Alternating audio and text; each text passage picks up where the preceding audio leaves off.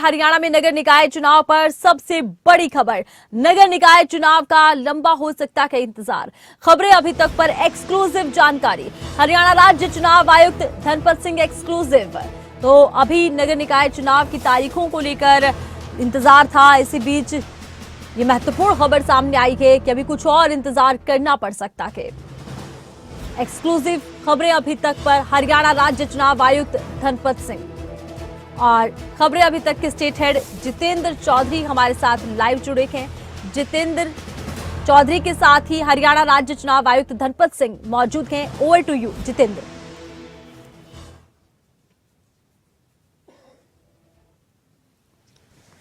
निकाय चुनाव को लेकर के अहम खबर है। एक और जहां निकाय चुनाव की जो तैयारियां हैं वो चल रही थी राज्य चुनाव आयुक्त की तरफ से, और 7 तारीख तक की ये प्रक्रिया थी। अभी तक किस प्रकार की तैयारी जो है वो हो चुकी है, आगे भी क्या कोई तैयारी चल रही है, और चुनावों को लेकर के कितना इंतजार करना होगा, इसके लिए हम आए हैं राज्य चुनाव आयुक्त धनपत सिंह से बात करने के लिए। उनसे जानेंगे सर अभी तक की क्या तैयारी जो है चुनाव को लेकर के रही है। 7 तारीख तक की प्रक्रिया थी मतदाता सूची को लेकर के, उसकी क्या तैयारी रही है, और आगे भी क्या कोई तैयारी आपने एक्सटेंड की है किसी तरीके की? धन्यवाद जितेंद्र। मैं आपके माध्यम से श्रोताओं को ये बताना चाहूँगा कि हरियाणा राज्य में 34 जो नगर पालिकाएं, नगर परिषद और नगर निगमों के चुनाव होने तय हैं, उसमें से 27 जो नगर निकाय हैं, जिसमें कुछ नगर पालिकाएं, कुछ नगर परिषद और कुछ नगर निगम हैं, उनके लिए जो वोटर लिस्ट का जो रिवीजन होता है या तैयार करनी होती है, वो कार्य हमारा 6 जनवरी को पूर्ण हो चुका है। और उसके अलावा जो अन्य और जो नगर निगम और नगर निकाय और बच गए हैं, उनमें से हिसार और रोहतक की चूंकि वार्डबंदी लेट होके आई थी और उनके मैंडेटरी कंसल्टेशन राज्य सरकार से हमें बाद में आई थी, उनकी ये प्रक्रिया 15 जनवरी 2025 तक होने की संभावना है। और इसी प्रकार जो हमने शेड्यूल दिया हुआ है वोटर लिस्ट रिवीजन का करनाल और यमुनानगर के लिए, वो 28 जनवरी 2025 तक फाइनल लिस्ट जो है वो सूची प्रकाशित होने जा रही है। और इसी तरह से गुड़गांव में एक सोहना म्युनिसिपल कमेटी जो है, उसमें भी माननीय उच्च न्यायालय के आदेश की वजह से जो वहाँ पे कंसर्न प्रेसिडेंट थे वो रिमूव हो गए हैं, और अब वहाँ पे भी उपचुनाव होना है। और इसके अलावा अम्बाला और सोनीपत 2 जो मेयर के उपचुनाव होने हैं वो हैं। इसके अलावा छोटे मोटे कुछ और उपचुनाव हैं, वो भी होने हैं।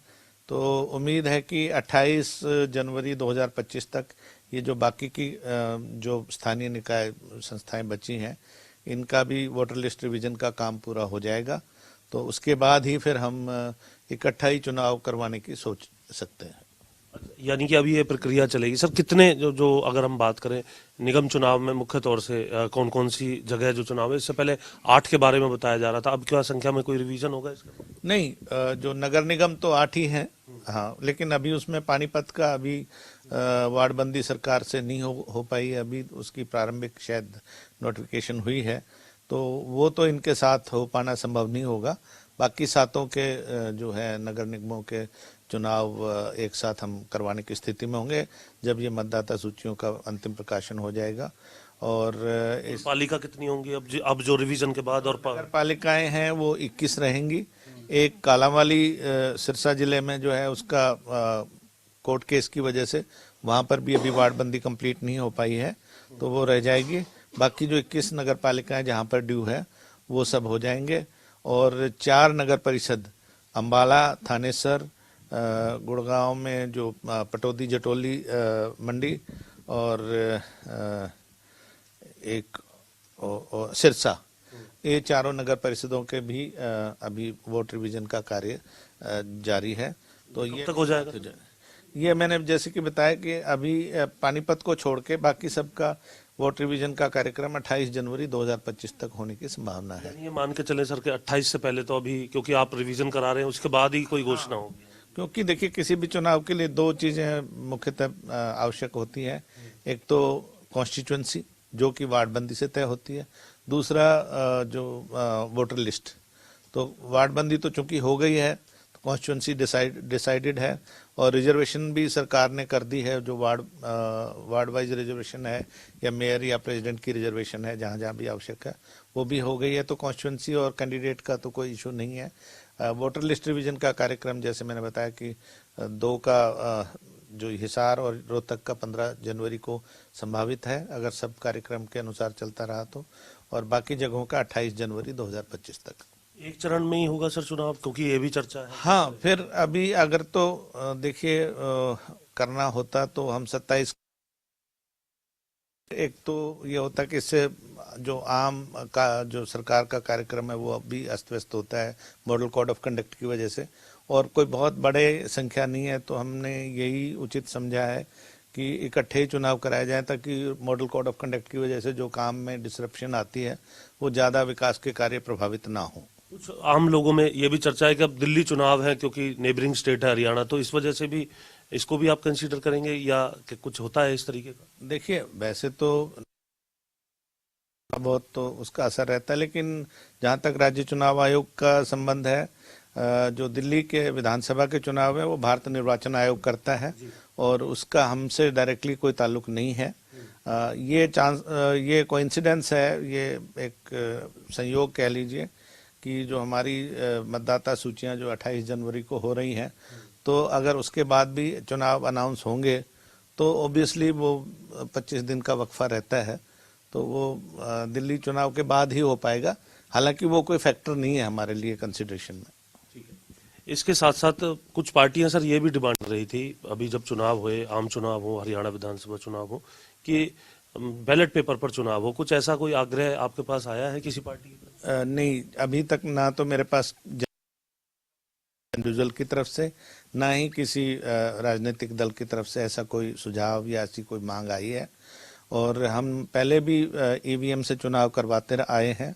आपको याद होगा कि 19 जून 2022 में हमने 46 नगर निकायों के चुनाव करवाए थे। 28 म्यूनिसिपल कमेटियां थी और 18 म्यूनिसिपल काउंसिल थी उस समय, और वो सारे चुनाव जो है ईवीएम के माध्यम से हुए थे। कहीं पर लेश मात्र भी कहीं कोई ना तो संशय था, ना कोई शिकायत इस बारे में आई थी।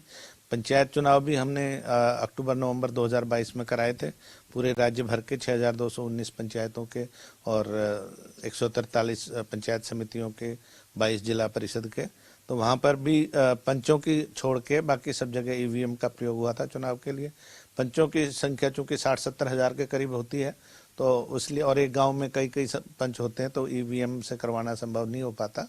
उसके लिए मल्टी पोस्ट ईवीएम चाहिए होती है, जो कि हमारे पास नहीं है। इसलिए उनको हम बैलेट पेपर से उनका चुनाव करवाया था। तो कुल मिलाकर जो चलिए, बहुत शुक्रिया जितेंद्र, तमाम जानकारी आपने दर्शकों तक पहुंचाई है। तो देखिए, पानीपत नगर निगम में अभी चुनाव नहीं होंगे और एक फेज में चुनाव होंगे, ये संकेत जरूर दिए हैं। राज्य चुनाव आयुक्त ने एक्सक्लूसिव जानकारी दी है। हरियाणा में नगर निकाय चुनाव पर सबसे बड़ी खबर, हरियाणा राज्य चुनाव आयुक्त धनपत सिंह एक्सक्लूसिव तमाम जानकारी देते नजर आए हैं। हिसार और रोहतक की वार्ड बंदी में देरी हुई है, राज्य चुनाव आयुक्त की तरफ से जानकारी दी गई। 28 जनवरी 2025 तक लगभग काम पूरा होगा।